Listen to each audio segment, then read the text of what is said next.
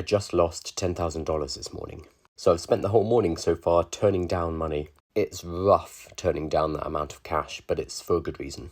This weekend is the deadline of my AI workshop kit.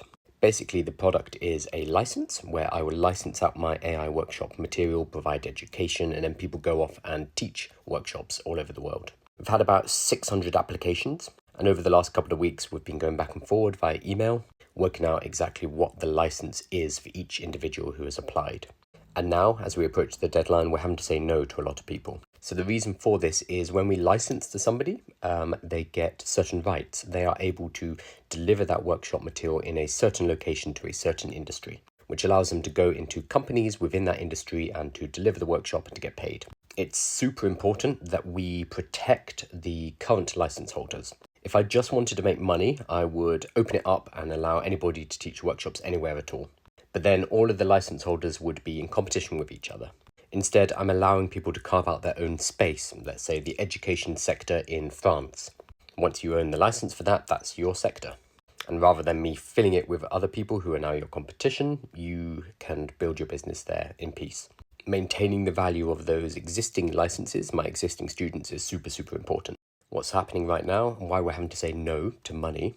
So what's happening right now is we're having to say no to people who want much wider licenses, which would potentially infringe on the current license holders, which is an absolute no-no.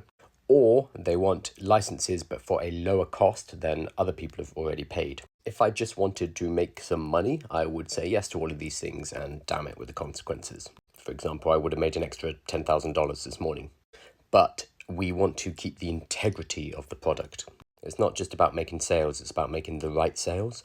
And this means saying no to the wrong sales. Obviously, this is a good problem to have. I'm not complaining at all. It's nice to be able to say no to these things, but it's also a stark reminder of the importance of sticking to your guns once you create something that's valuable. A few years ago, with other businesses that I've run, I probably would have been saying yes. I would have just been accepting cash at any cost.